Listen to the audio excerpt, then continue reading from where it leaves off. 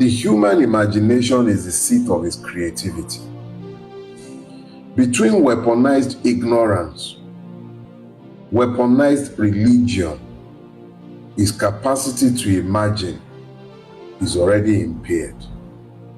When you now have a people who have been so horribly and debilitatingly injured, being led by persons who sees them as only being worthy of frying akara, making kuli kuli. I had a health scare over the last week. Between diagnostic centers and hospitals, I ended up spending over 2 million naira to treat myself.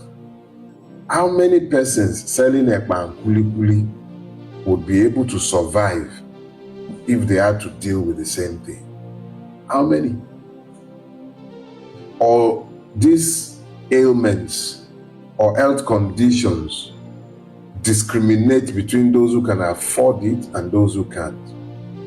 What kind of health care is available to those who are being led by these blind people? What kind? What kind of mindset looks at these people and believe that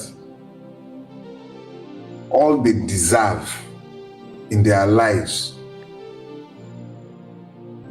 is to fry akara and kuli kuli? The social ladder that used to exist for the children of those frying akara and kuli kuli, are they still available today? I went to school in a generation when education was already being degraded, but we still received bursaries from some states. My school fees was 45 naira. Now you are giving people student loan and you are touting it as progressive politics. How many children born to the person frying kuli kuli and akara would survive in today's Nigeria? Where would such persons live in today's Nigeria? And let's be clear, I merely use Iyalakara as an analogy, as a type. Nigerians need to get to the point where they begin to understand that there is a difference between myopia and deliberate wickedness. Myopia is when, governmental myopia is when those who rule a space might be said to be so blind that they cannot see what is good and differentiate what is evil. But I beg to disagree. I would actually argue that we've entered a phase where this is deliberate wickedness. The Bible says, my people perish for lack of vision. If a people perish for lack of vision, what do you think is happening to the Nigerian? What do you think is happening to the Nigerian? You have structured poverty in a place led by the blind. Because we must understand that whilst Nigeria is ruled by a feudal hegemony, there is only so much poverty that may be tolerated by a feudal hegemony before the feudal order will implode. If poverty gets to the point where the poor begin to starve, implosion becomes inevitable. France was a feudal order under Louis XVI. It imploded inevitably.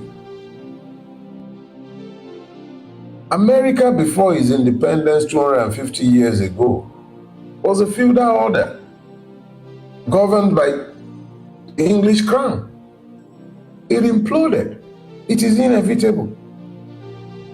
There is only so much poverty that a feudal order may employ to keep the feudal underlings in place. When it becomes as unbearable as the Nigerian situation has become, when brigandage becomes as widespread as it has become, what results inevitably are implosions. So when the blind leads, you have the kind of madness that you are seeing all over our country. These are the products of madness. On the flip side, if you go to Habakkuk chapter 2 verse 2, it says, a vision is for an appointed time. Though it tarries, wait for it. Write it down. Make it plain, that those who read it may run with it. A blind person may have vision. He may sit down and dictate his vision to be written on tablets, not on paper, not on papyrus, on tablets. The power of documentation very clearly makes it impossible for a vision to become ambiguous. It says, write it down. It says, make it plain. This is clarity. Let it be plain so that anyone and everybody who reads it may run with it. He says, upon the tablets, the indestructibility of vision. Vision demands action. Run with it. Revelation without execution is useless. Look around Nigeria.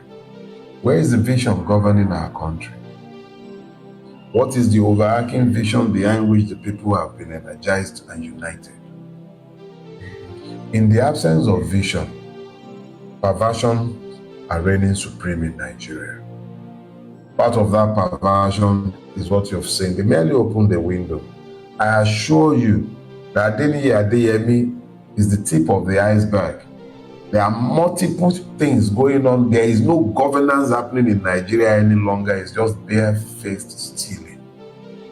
In the absence of the rule of law, the rulers are merely restrained by their appetite or their discipline.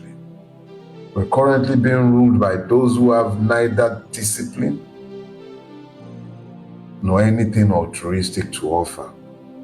And we are seeing the worst whenever the windows are peeled apart.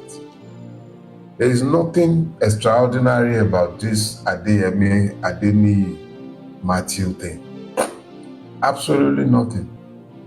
This is what happens in places that are not governed by vision. When vision does not govern a space, perversion governs. Perversion reigns. When you give power that is not accountable to law, not subject to scrutiny, not amenable to control, insanity happens. What you see, what you are witnessing, is what you will see. It is a product of insanity, which is what you get in the absence of vision. Vision constrains. Vision tells you the things that you have to do and the things that need to be out. Once you have vision, you don't throw your resources around like drunken sailors. You constrain your resources to pursue the execution of your vision. A country with vision does not spend the kind of humongous amount that we spend every time on the comfort of the rulers and ignore the education of children. A country with vision secures its borders. It protects its citizens.